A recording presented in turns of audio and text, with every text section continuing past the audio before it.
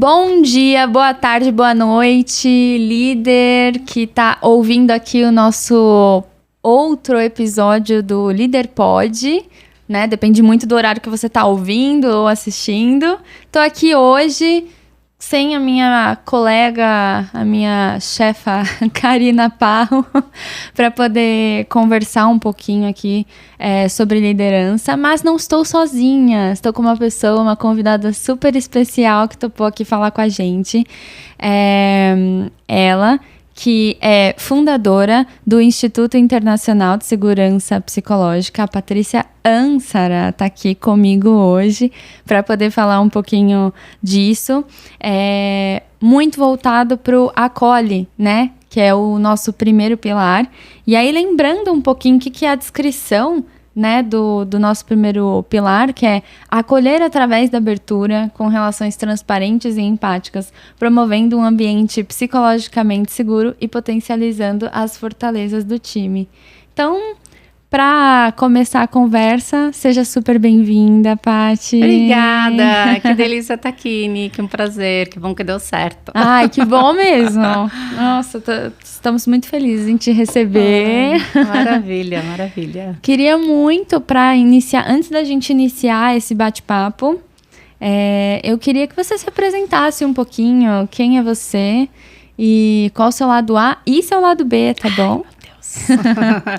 Muito bem. Bom, eu acho que lado A, sou mãe de 2 adolescentes.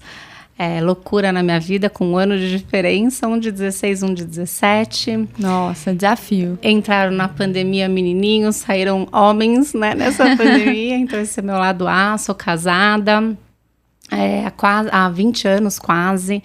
Então, acho que sou apaixonada pela vida, sabia que eu ia trabalhar com o que eu trabalho hoje, desde os meus 13 anos de idade. Então, meu desejo na época, falando até um pouquinho do lado B, né, era salvar o mundo das doenças, veja bem, né?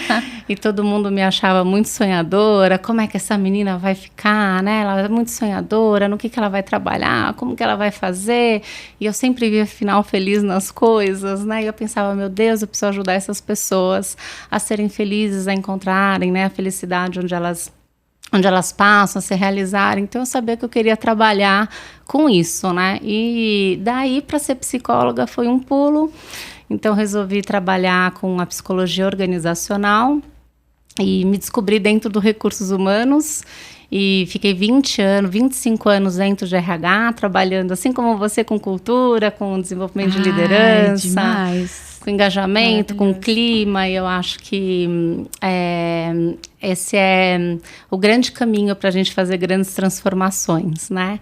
Então, sempre trabalhando com times e grandes empresas, diferentes segmentos, diferentes negócios, e eu fui entendendo que não interessava exatamente assim, qual era o segmento, qual era o modelo de negócio, me interessava mesmo era entender o que faziam as pessoas trabalharem bem juntas, né? O que faziam as pessoas encontrarem prazer e realização naquilo que elas fazem juntas. Especialmente no trabalho, né, onde a gente passa muito mais tempo da nossa vida, né? Como é que a gente cuida das relações e faz daquilo um ambiente colaborativo, um ambiente saudável, um ambiente principalmente onde a gente possa ser a gente inteiro, né? Porque a gente aprendeu a dividir vida pessoal e vida profissional. E aí agora a pandemia fez a gente juntar, a gente não sabe juntar, então tá todo mundo, né, nessa expectativa, nessa ansiedade, nessa insegurança.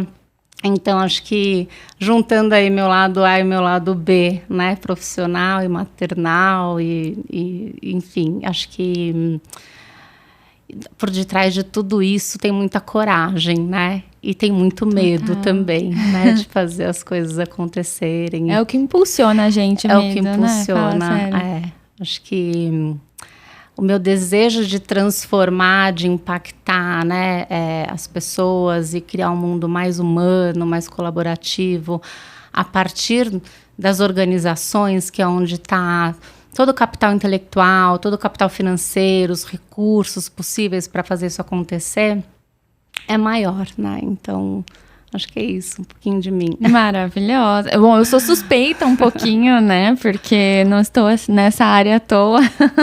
Entendo muito bem o que você quis dizer aqui. E é interessante o que você falou, né? A gente não estava acostumado, a gente estava acostumado a separar vida pessoal e profissional, só que a gente sabe que a gente não tem... É uma pessoa só, né? Para as duas coisas. Exato. Acho que entra um pouquinho essa questão da parte da saúde psicológica, né? Mas aqui eu fiquei curiosa, porque você trabalhou em grandes players, né, do mercado, e você fundou o Instituto Internacional de Segurança Psicológica. O que fez você largar esse mundo corporativo para poder abrir o Instituto? Me conta um pouquinho. Sim, durante a minha carreira, né, acho que como recursos humanos, eu sempre fiquei assim intrigada para entender por que algumas pessoas eram mais engajadas, né, mais felizes, ou por que alguns times davam mais resultados, né, e sofriam menos, tinham menos sofrimento, né, do que outros. O que acontecia nessa dinâmica entre as pessoas, né, que alguns estavam super felizes e alguns não queriam mais estar naquela organização de jeito nenhum, né? O que acontecia nessas dinâmicas. E acho que ao longo do tempo eu fui vendo as pessoas sofrerem, né, em busca de resultados e sempre pressionados, né, por números, por metas, e muito pouco sendo cuidados, né, nessa questão do acolhimento, né, se a gente já puder entrar, cuidados como seres humanos, né, então as organizações sempre muito voltadas a valorizar tudo que fosse intelectual, analítico, financeiro e metas e resultados, e a gente foi criando uma cultura, né, de sobrevivência dentro das organizações, né, onde a gente, se não bate a meta, onde se a gente não entrega essa performance, então a gente ia fazendo tudo a qualquer custo para entregar. Então isso foi me intrigando porque foi adoecendo as pessoas, né? E eu estava meio em busca de o que é isso, né? O que faz com que times vão bem, pessoas sejam felizes e times não, e pessoas vão sofrendo. Até que um dia eu sofri, né? E eu tive um burnout. Então, dentro de uma organização, eu tive esse burnout e encontrei esse lugar que é muita escuridão, né, em que a gente acha que a gente não vai sair nunca mais, porque o burnout, ele é uma síndrome, né, e quando a gente fala de síndrome, a gente está falando de vários sintomas, né, juntos, então não é algo que acontece de um dia para o outro, né, é algo que vem silenciosamente acontecendo, e eu não me dei conta que isso estava vindo, adoeci, tive esse burnout, e quando eu estava assim, me recuperando, porque é uma recuperação muito longa, eu fiquei de mal das organizações, né? Eu, depois de 20 anos trabalhando dentro de empresa, falei, não é possível, né, que as organizações estão adoecendo as pessoas, e estava pensando nesse caminho. E aí eu fui buscando assim, abordagens e caminhos que pudessem ser mais colaborativos, mais humanos, que a gente entendesse que a qualidade das relações ela fosse a base e fosse absolutamente fundamental para a entrega de resultados que fossem sustentáveis, né? Que fossem resultados que viessem com muito desafio, né? Com muita dor de crescimento e de aprendizado, mas que o clima se mantivesse bom, né? E fui me encontrando com algumas metodologias, alguns métodos, e fui entendendo a responsabilidade das organizações em fazer isso acontecer. E me deparei com a segurança psicológica, né, como um modelo de negócio que tem tudo a ver com isso que eu buscava. Um modelo de negócio que cuida das relações, em primeiro lugar, e que entende que é a qualidade das relações que vai trazer resultados para a organização, né? Que é a qualidade das relações, que é como os times funcionam, que vai fazer com que as organizações inovem, com que as organizações aprendam, cresçam, se mantenham competitivas no mercado, relevantes no mercado, né? Ao mesmo tempo que crescem e promovem oportunidade de desenvolvimento para as pessoas ali dentro. Fiz a minha certificação né, internacional em segurança psicológica de times. E foi uma loucura, porque você, como uma pessoa de RH, sabe que a gente gosta de uma certificação. Então, eu fiz uma certificação, tinha muita gente fazendo uma certificação e eu estava ali encontrando o que seria o propósito da minha vida. Então, eu fiquei 1 ano com aquele material, com aquele conhecimento. Eu pensava, meu Deus, o que eu vou fazer com tudo isso? Porque é com isso que eu quero trabalhar, que é com isso que eu quero trabalhar.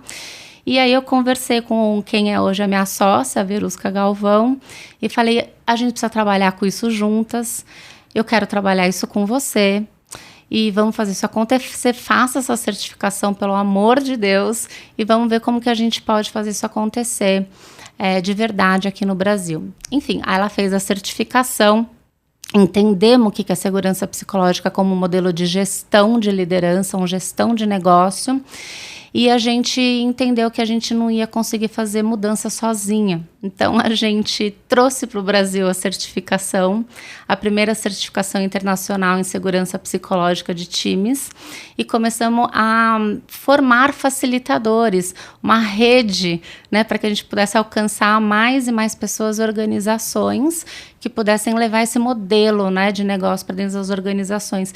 E a gente se surpreendeu, porque esse é um assunto que foi muito bem recebido, né? As organizações ficaram muito curiosas, os times também, o que é, né, falar de alta performance por meio da segurança psicológica. E aí a gente resolveu arriscar e criar um instituto, né, em segurança psicológica. Então, hoje a gente, além de ter a primeira certificação, a gente oferece soluções para as empresas e a gente atua como um curador do tema, né? Então, dentro da nossa plataforma tem muitos artigos, né? Tem para quem tem interesse em conhecer mais sobre o tema. E há 5 anos, né, eu saí das organizações, há 3 anos eu trabalho com esse tema e acho que é isso. Acho que foi entender também a responsabilidade das organizações, né, para fazer isso acontecer, né? Demais. O que eu gosto muito dentro dessa história é que você passou por um momento muito difícil, você trouxe que você ficou de mal das organizações e até certo ponto, assim, eu entendi que você viu que, na verdade, não era muito a questão das organizações, mas como esse assunto de segurança psicológica era tratado dentro, porque é muito interessante, né? Quando a gente fala sobre segurança psicológica, e até uma das coisas que a gente traz muito dentro do Acolhe, é que não é um paternalismo, né? Não é algo que, putz, o gestor vai virar psicólogo das pessoas agora e eu vou precisar acolher e eu que vou criar esse ambiente. Não é isso. Mas é muito mais como que eu tenho essa abertura e como eu trabalho a segurança psicológica para que os times consigam performar melhor, né? E Exato. com saúde, né? Isso é super importante, né? Acho que a primeira coisa, assim, do que você falou, quando eu falo organização, a gente está falando da liderança que toma a decisão, né? Então, não existe a instituição, organização, Não sem é a isso. gente pensar nas pessoas que fazem aquilo girar, né? Como é que a gente prioriza o nosso investimento, aonde que a gente bota o foco nas agendas, né, de negócio, de conversas, estratégias, como elas são definidas, tudo isso são as pessoas que fazem, né? Então, com certeza, né, a nossa intenção era instrumentalizar essa liderança. E quando a gente fala em segurança psicológica, né, dentro de times, a gente já está colocando o líder num papel de dentro do time, sabe, Nick? A gente, ao longo do tempo, foi criando uma cultura em que a gente tira os líderes de seus times para treinar eles a serem líderes de times, né? Então, coloca os líderes em workshops, os líderes em programas, os líderes num super de um hotel bacana, com o melhor coffee break, ar-condicionado, né? E a gente coloca eles para fazerem programas de liderança de times sem seus times. E a segurança psicológica, ela é um modelo em que o líder faz parte do time. Então, isso é muito novo para o líder que está acostumado a ficar do lado de fora comandando, sabe? E agora ele precisa entrar no time, ser corresponsável por aquele time, né? E modelar um comportamento em que o time vai junto performar melhor. comportamentos, esses que são comportamentos saudáveis de relação. Então, é uma mudança muito importante no olhar também do líder, e o líder que está aqui escutando a gente, né? De colocar prioridade de agenda com os times. Então, a gente fala assim, se os líderes estão com agendas, com as suas agendas sobrecarregadas, com temas que não são relacionados às pessoas, os seus times, os líderes estão fazendo alguma coisa errada, né? Porque a liderança é relacionamento. A liderança não é uma posição, né? A liderança é relacionamento. E a segurança psicológica, ela é um fenômeno que acontece dentro do relacionamento entre pessoas. Então, dá pra gente ensinar, dá pra gente modelar, dá pra gente mensurar, né? Isso que é muito bacana, assim. E não tem a ver com ser um lugar quentinho e gostosinho. Porque se a gente está falando de alta performance, a gente está falando de desafio, de crescimento. A gente está falando da gente falar das coisas que são difíceis. A gente está falando de falar das coisas que são verdades e não da gente ficar passando a mãozinha, né? Da gente ficar em prol de uma harmonia de um time, né? Deixar de falar as coisas que são difíceis. Não, a gente está falando do líder dentro do time, modelando uma relação que é uma relação de adulto, né? E não mais infantil, ou de pai e filho, né? De mãe e filho, enfim, de dar mãozinha, de ajudar, mas de crescimento, né? E assim como os nossos ossos doem quando a gente cresce, Isso né? é ótimo. Vai doer, né? Quando a gente fala do elefante que está na sala, né? Quando a gente fala das conversas que são difíceis, quando a gente fala que a gente não está feliz, que a gente não concorda com aquela decisão, que a gente quer rever o processo, que a gente não tá confiante, que a gente não tem inseguranças, que a gente está com problemas, né, que a gente está com dificuldades, que a gente precisa de apoio. Isso é ser adulto, é conversar como adulto. E isso é difícil, né? Então não tem a ver com lugar quentinho, gostosinho, com ser complacente, né? Com ser o melhor amigo, não é sobre isso, né? É sobre relações de adulto mesmo, sabe? Isso é sensacional, porque é o que a gente trouxe aqui como acolhimento mesmo. Agora, Paty, você comentou sobre isso. Eu queria muito entender, na sua visão, quais são as habilidades que a liderança precisa ter para poder criar esse ambiente psicologicamente seguro nas organizações. Tá. Eu acho que tem algumas habilidades que são fundamentais. Eu acho que, em primeiro lugar, é a gente entender o que é segurança psicológica, né? A segurança psicológica, assim, ao pé da letra, né, é um conceito que existe há mais de 20 anos, né, que foi fundado aí, ou encontrado, descoberto pela doutora Amy Edmondson, que hoje ela é uma das maiores pensadoras de negócio do mundo e professora de negócio da Harvard. E ela entendeu esse conceito como sendo a crença compartilhada entre os membros de um time de que aquele time, quando trabalha junto, é um lugar seguro para tomar riscos interpessoais. Tá? Então, o que significa isso? Né? E até para chegar na sua pergunta. Significa que quando o time está trabalhando junto, ele entende que aquele lugar é seguro para que eles arrisquem a dar uma ideia, fazer uma pergunta, dizer que não sabem, trazer suas inseguranças, trazer uma informação de mercado, a questionar alguma decisão, a tomar decisões impopulares. Por quê?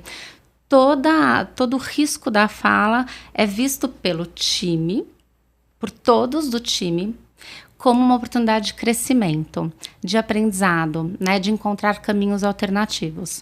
Então, para que isso aconteça, o time é responsável e o líder é parte do time, né? Então, acho que a primeira habilidade que o líder precisa ter é da humildade.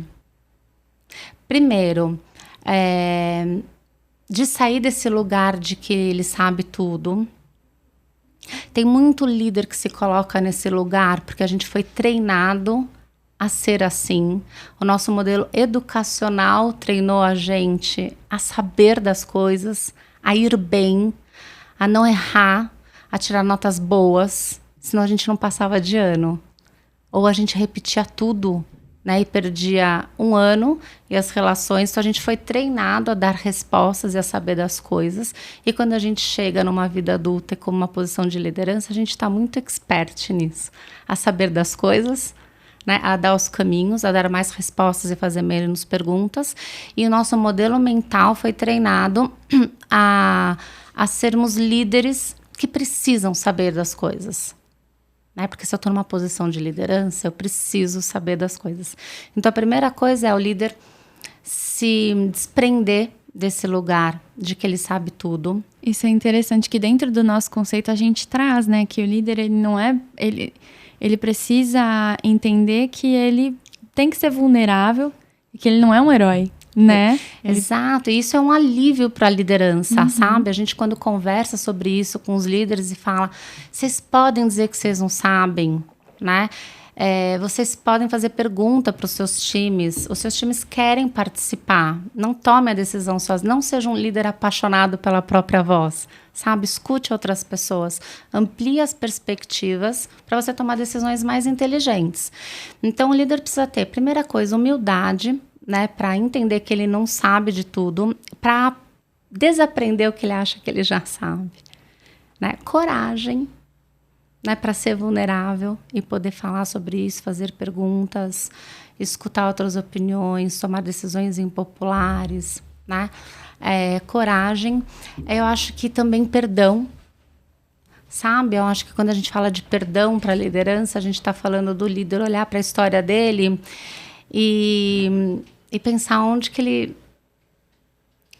não deu oportunidade para as pessoas crescerem com ele e se perdoar disso, né, para poder ir para frente numa nova forma de fazer gestão. Obviamente, curiosidade, né, inteligência emocional, né, são habilidades super importantes. Tomar decisões mais ágeis, né, mais inteligentes, vai demandar que o líder escute perspectivas diferentes da deles, né? Então, acho que essas são algumas das habilidades importantes, assim, humildade, perdão, coragem e talvez fazer perguntas. Muito bom, muito bom. Bom, tudo isso a gente sabe que tem um desafio aí, né, para ter todas essas habilidades. Eu acho que tem uma questão que você comentou do perdão que eu acho que é interessante a gente olhar numa perspectiva de aprender com os erros, né? Com o que passou. O que passou, tá bom, aprendi, como é que eu sigo, né? Olhar pra frente e falar, putz, vou pegar os aprendizados e fazer diferente daqui pra frente para poder fazer uma melhor gestão e conseguir alavancar os times, né? E só assim eu vou conseguir perdoar o erro das outras pessoas, né? E aprender com os erros, né? Fazer do erro uma oportunidade de crescimento, né? E não ficar buscando culpados, né? Apontando dedos. Então, a gente criar também um ambiente onde o erro não é permissível, né? Mas é permitido, né? Para o aprendizado. Então, quais são os erros que a gente olha para trás, fala, tá tudo certo, né? Vamos aprender com eles, né? Muito Mas bom. parte da gente, né? Se perdoar também, né? Exato, total. Porque aqui entra, como você falou, o líder, ele é parte do time. Então, o ambiente, que ele cria também precisa ser psicologicamente seguro para ele. Não só para o time, não para os pares também, né? Sem dúvida. Então, a gente olha todas as relações. Agora, quais são os desafios, assim, que você enxerga para poder fazer tudo isso funcionar? Porque essas habilidades, elas precisam ser treinadas, né? Mas quais são os desafios para pôr em prática isso? E se você tem algum exemplo, assim, para poder dar pra gente. Acho que são grandes os desafios, né? Primeiro, porque o mercado está exigindo cada vez mais que as organizações se reinventem, né? Então, para as organizações se reinventarem, as pessoas precisam se reinventar.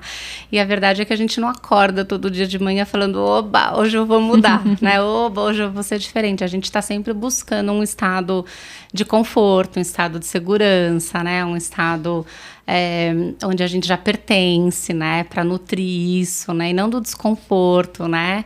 Então, acho que o grande desafio é a gente aprender quando a gente acha que já sabe. Esse é o primeiro grande desafio. E quando a gente fala dos líderes, né? Acho que principalmente o líder não comprar essa ideia, né? Não tá engajado em fazer uma gestão psicologicamente segura, porque ele tem medos, né? Então, o medo de perder controle, o medo de ser vulnerável, o medo de não dar certo, né? E quando a gente fala de segurança psicológica, justamente a gente está falando das boas intenções que tem por trás do risco, né? Do risco de fazer diferente, porque todo risco que a gente toma tem uma boa intenção por trás de dar certo, né?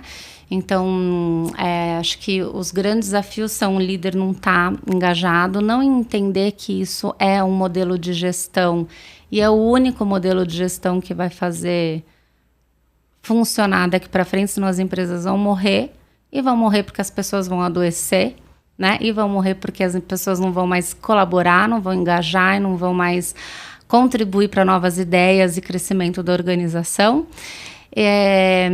E não conseguir modelar este comportamento, né? Então, acho que tem muitos desafios, mas acho que o principal deles é o líder não conseguir, né, ter dificuldade de modelar esse comportamento, né? Sabe que, ouvindo você falar, eu linkei muito uma questão que... episódios que vão para a próxima, lá para frente, mas sobre o autoconhecimento, né?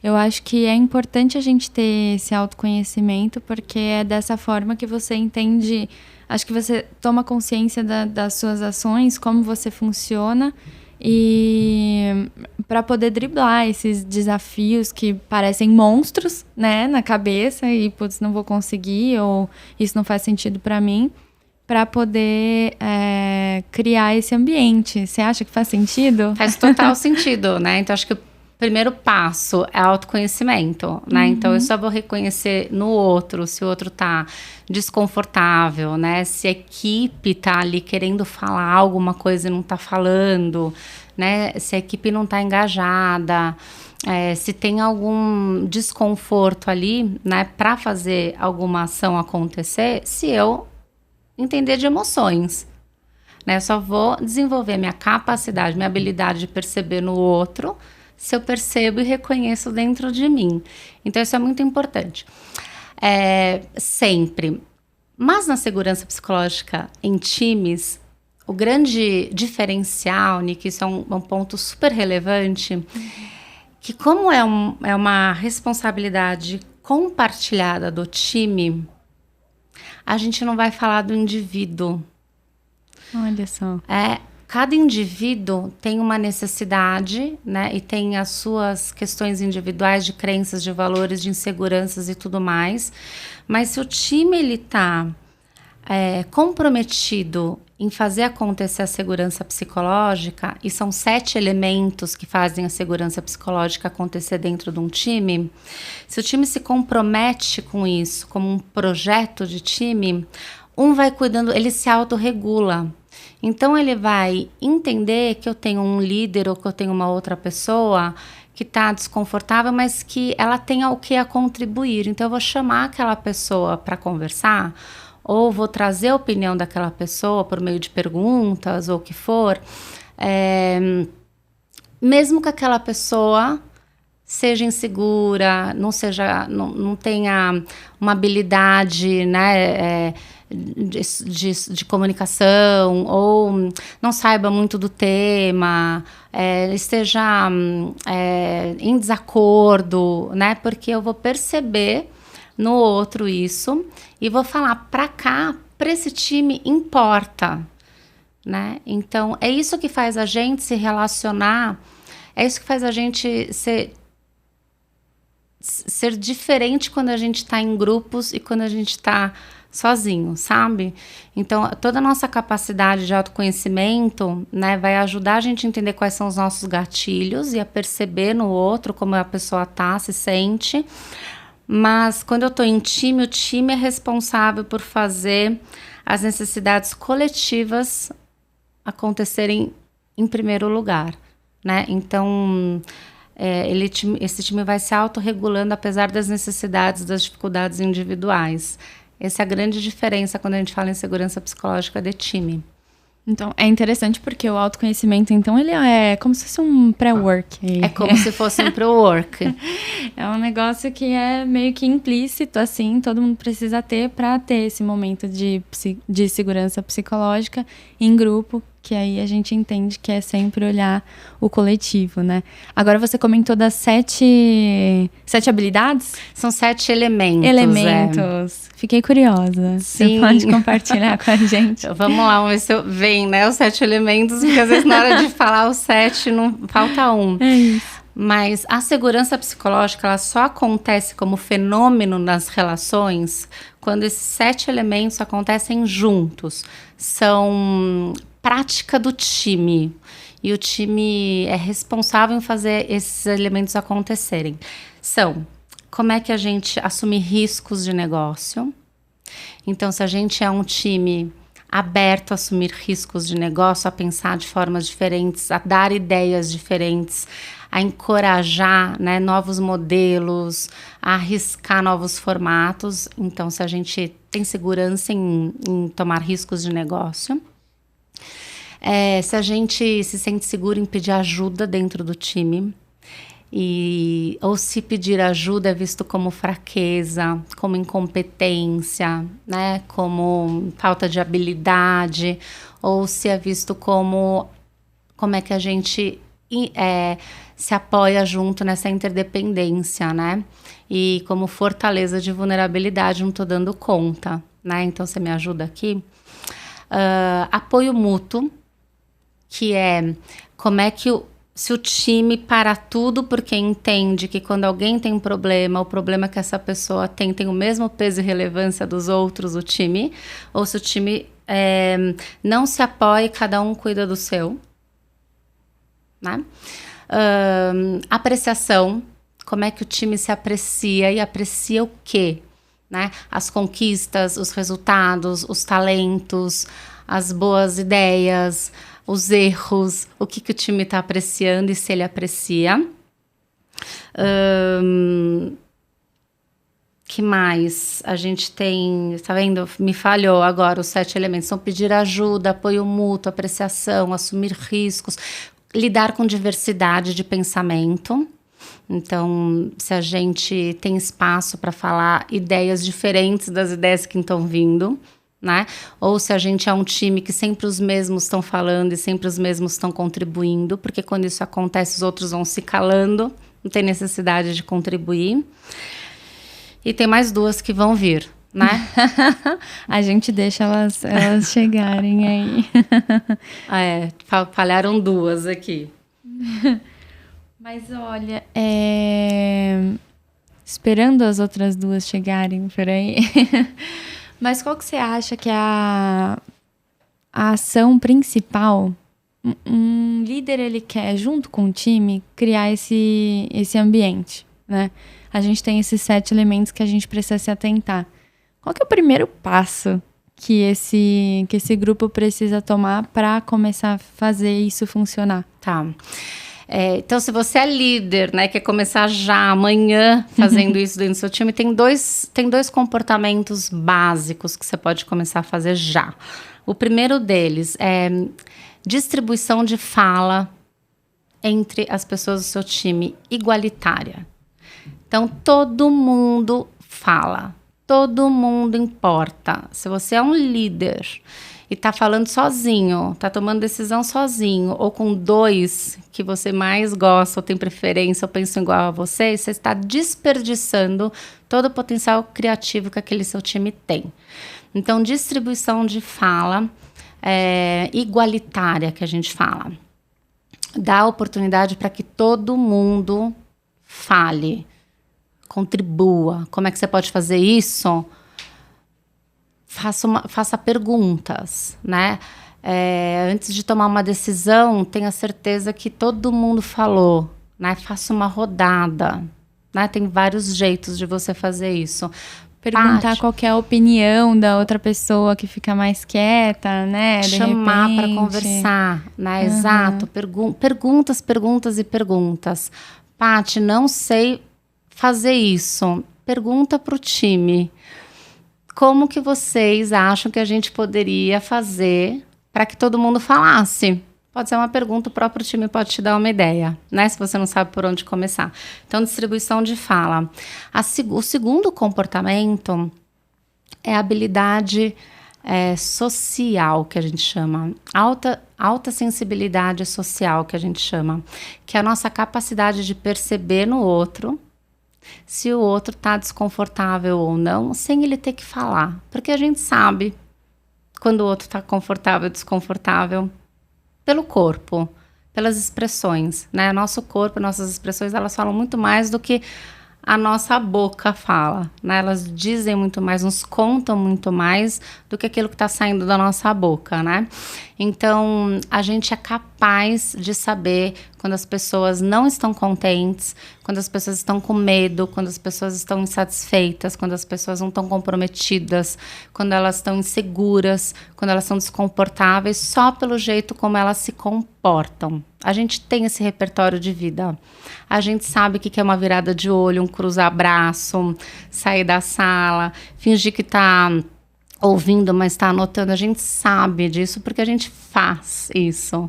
Então, essa capacidade que a gente chama de alta sensibilidade social, de perceber no outro, ela é fundamental para poder falar sobre isso. Por exemplo, tomou uma decisão que é uma decisão impopular, né, uma decisão difícil, uma meta agressiva, um timing agressivo, um prazo agressivo. Rolou um desconforto? Fala sobre esse desconforto, porque você percebeu ele, não faz de conta que ele não existe e bola para frente, né? Então, alta sensibilidade social e distribuição igualitária de fala. Eu acho que esse segundo tem muito a ver sobre você exercitar um pouco a curiosidade no outro, né? Por isso que perguntas são fundamentais. Você precisa ter curiosidade para entender o que aquela pessoa está pensando, o que ela pode estar sentindo. Vou ouvir Tem a questão da escutativa, né? Que a gente trouxe aqui, né, no Pilar Acolhe, que eu acho que é super... casa bem com esse primeiro ponto que você comentou, né? Sem dúvida. Nessa fala. E escutar, às vezes, aquilo que você não estava preparado para escutar, né? Ou que você não gostou, né? E se desapegar disso para construir algo que pode ser muito melhor e mais interessante, um caminho muito mais criativo, né? A partir de alguma resposta que veio, né? Então... Muito bom, Paty. Ai, muita coisa, né, gente? Sensacional. Mas agora, eu queria trazer um pouco o ponto sobre o que não é acolher, né? A gente fala aqui dentro do nosso Pilar Acolhe que não acolher é evitar conversas difíceis, porque elas realmente são difíceis, são incômodas, ninguém quer ter isso, mas elas são super importantes para manter a transparência dentro do time, né?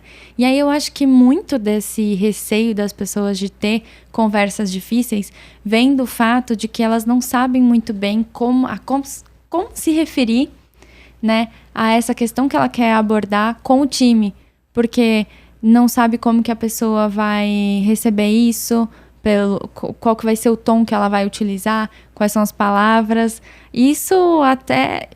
Esse já é um segundo passo, porque um primeiro passo tem pessoas que nem pensam sobre isso, né, e já ficam travadas. E aí a gente chegou até a comentar em um dos episódios sobre a CNV, né, que é a comunicação não violenta, isso aí. Eu amo esse tema. E, como eu falei, deveria ter no ensino fundamental isso, todo mundo deveria ter, uma ferramenta super importante, né? E eu queria falar um pouco sobre isso, né? Porque eu acho que comunicação não violenta ajuda nessa construção de um ambiente psicologicamente seguro, né? Para você, qual que é a importância dessa ferramenta no dia a dia, assim, para os líderes e para os times como um todo? Ela é fundamental, né? Porque acho que, primeiro, ela é um modelo de comunicação, uma abordagem de comunicação que ela tem como objetivo principal criar o diálogo, né?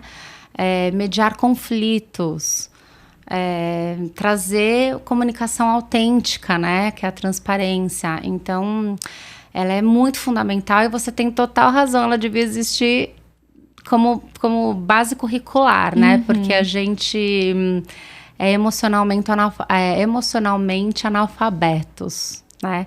Ou como eu costumo dizer, a gente a gente é emocionalmente analfabetos mesmo. A gente não aprendeu a falar das emoções nunca na nossa vida. Às vezes a gente sente coisa que a gente nem sabe nomear, né? A gente não sabe dar nome, a gente enche uma mão só de emoções, né? Isso. Normalmente a raiva é aquilo que vem em primeiro lugar, né? Quando a gente lembra de emoção, amor, felicidade, enfim, são poucas, a gente não sabe nomear mesmo. Então, a gente não foi alfabetizado emocionalmente, né? E isso dificulta a gente perceber aquilo que a gente está sentindo, por que a gente está sentindo aquilo, o que é isso que eu estou sentindo, né? Para poder conversar com a outra pessoa, né? Então, a comunicação não violenta, ela parte do pressuposto de que eu preciso primeiro entender o que está acontecendo dentro de mim para poder, né, criar essa abertura, esse diálogo com o outro, entendendo que o outro não é responsável por aquilo que eu sinto. E isso é muito louco, né? Porque a gente tem um modelo mental de culpar o outro por aquilo que eu sinto. E a comunicação não violenta, ela parte do princípio de que eu tô sentindo aquilo porque o fator externo trouxe para mim uma necessidade que eu não tô não tá sendo atendida naquele momento. Então, se eu tenho uma necessidade, por exemplo, de pontualidade como líder, e a minha equipe chega atrasado, a culpa não é dele que chegou atrasado, que eu tô sentindo raiva e vontade de gritar ou tudo mais. Não tem culpado nisso. Eu preciso entender que eu tenho em mim uma necessidade que quando o mundo externo não age de acordo com aquilo, eu me sinto, né, daquela forma. A primeira coisa da comunicação não violenta é a gente se responsabilizar por aquilo que a gente sente e não o outro, né? Agora, tem uma questão muito importante que é a gente voltar a falar da neurociência, né? Daquilo que o nosso cérebro está sempre buscando a gente como herança evolutiva, né? De trazer a gente para esse estado de pertencimento, de conforto e de segurança. Então, quando a gente se coloca nessa situação de fazer conversas mais difíceis, isso é um risco. Um risco do quê? Um risco da pessoa rejeitar aquilo que a gente fala, um risco da pessoa estigmatizar a gente, né, criar apelidos ou não gostar, ser agressivo de volta. E para a gente evitar esse risco, nosso cérebro funciona de uma forma que vai trazer a gente para um estado de segurança. Porque a gente tem a nossa amígdala no nosso cérebro, que é nosso órgão no cérebro, que está regulando esse estado que a gente vive de ameaças. Então, o que a gente vive de ameaças, a gente ou ataca, ou a gente recolhe para sobreviver. Esse é o nosso cérebro animal que está dentro da gente. Então, se a gente está entendendo que uma conversa difícil é uma ameaça, a gente pode recolher. E a gente se calar, como você falou, tem gente que nem fala. Ou a gente vira tigre. A gente ataca. Por que a gente ataca? Porque a gente não está se responsabilizando pelas nossas emoções. Então, a comunicação não violenta, primeiro de tudo, eu preciso entender o que está se passando dentro de mim. Para poder falar para o outro, eu tô nervoso porque eu esperava que a gente começasse às 3 horas a nossa reunião. E é a terceira, a quarta vez que a gente está começando às 3h20 e a gente está sendo improdutivo, ou não estamos conseguindo terminar a reunião atingindo o objetivo que a gente precisa. E não ser agressivo, né, com aquela pessoa. Então, é uma forma respeitosa de conversar, né, mas que exige muita autorresponsabilização. E por isso que ela é muito difícil, porque a gente não foi educado emocionalmente. E quais são as práticas, assim, que você vê? Que, por exemplo, você falou sobre essa questão do chegar atrasado, né? Quais são as práticas mesmo que a pessoa pode colocar na hora em ação para poder ir trabalhando essa questão das emoções, trabalhando a forma como ela fala, até para que conversas difíceis não se tornem tão difíceis assim, né? Mas que se tornem mais uma rotina e que criem esse ambiente seguro de que aqui eu posso falar, você vai me entender da forma que eu for falar e a gente vai conseguir seguir em acordo. Acho que a primeira prática, assim, fundamental é respirar e entrar em contato com aquilo que você está sentindo naquele momento. Depois, intencionar, né, o que você deseja como resultado daquela reunião, daquela conversa, enfim, né, para poder direcionar a fala. E a outra prática é você aprender a falar, a nomear o seu sentimento, né? Então, mesmo durante uma conversa, você poder falar, estou me sentindo frustrado. Né? Eu tô assim, desculpa, bati na mesa porque eu fiquei com raiva por conta disso, disso e disso. Ou porque eu tô me sentindo triste, tô angustiado que a gente não consegue chegar no número, né? E por isso que eu tomei essa decisão sozinho, sei lá, né? Mas saber, primeiro, reconhecer o que tá sentindo, nomear o que tá sentindo e entender por que eu tô sentindo aquilo. Qual é a necessidade minha que não está sendo atendida, que está me fazendo sentir daquela forma.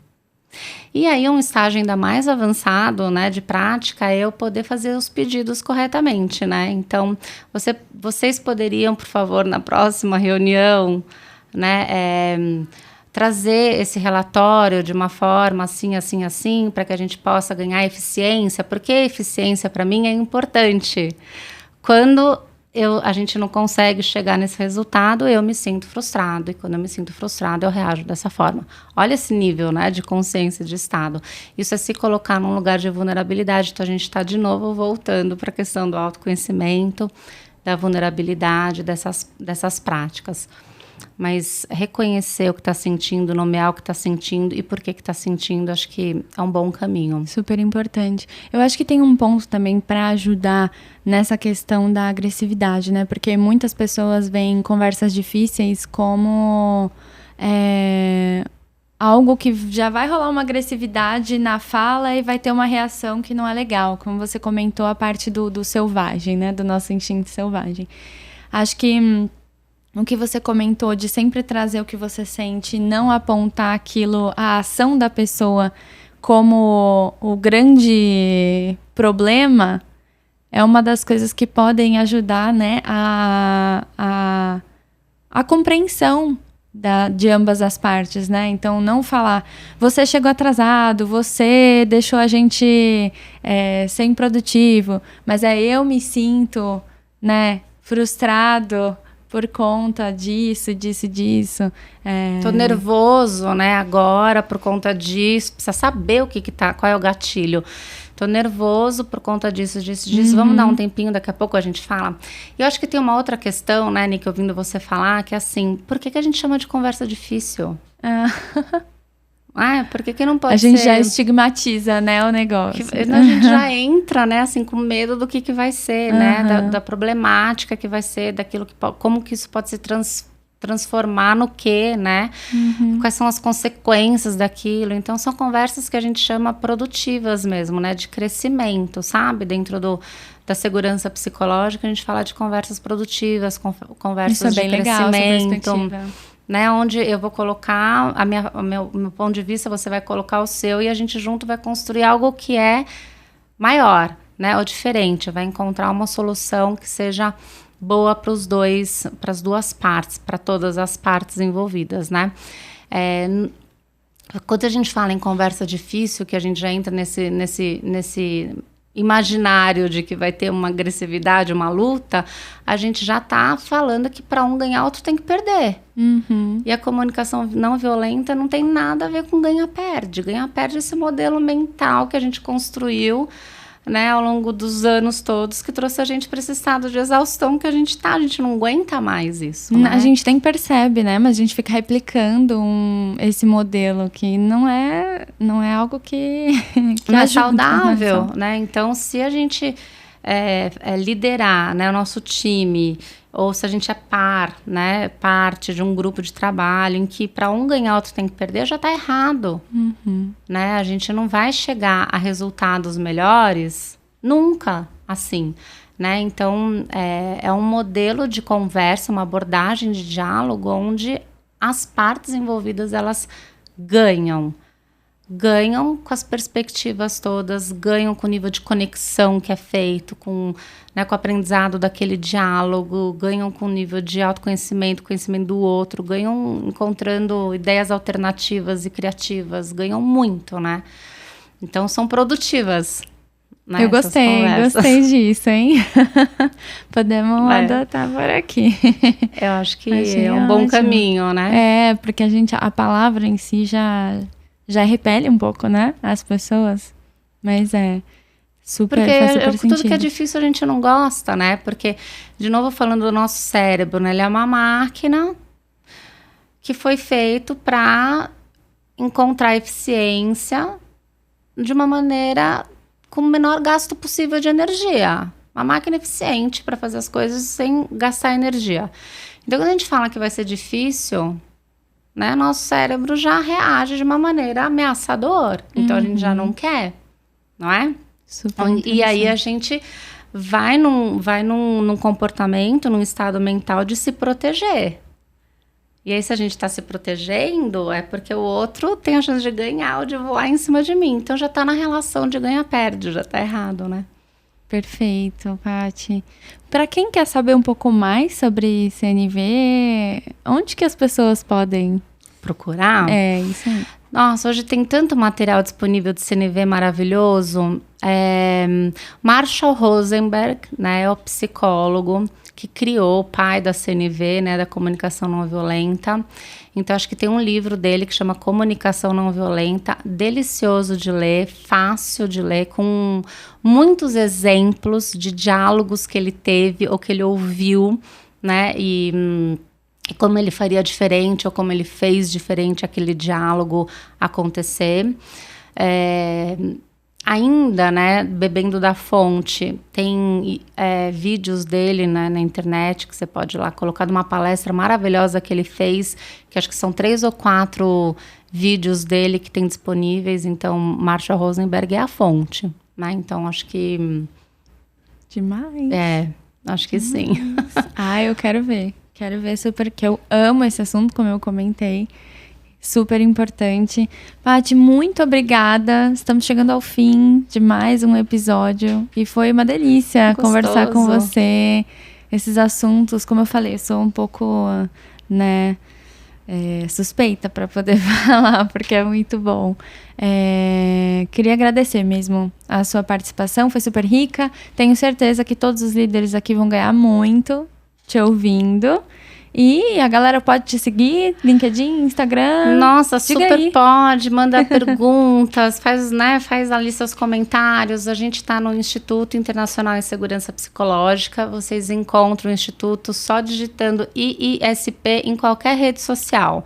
LinkedIn, Instagram, YouTube, tem bastante vídeos, enfim. No LinkedIn vocês me encontram como Patrícia Ansara também. Muito então, bom. Fiquem à vontade em entrar em contato, já estamos conectados. Se conectar, é isso. Parabéns aí. Pela iniciativa, esse é um tema obrigada. Super importante. E vocês que são líderes, tenham em mente que segurança psicológica é um modelo de gestão para alta performance. Né?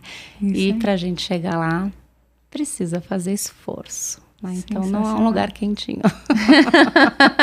Muito bom. Obrigada, Paty. Obrigada. E chegamos ao fim de mais um Líder Pod. A gente se vê no próximo episódio. Um beijo.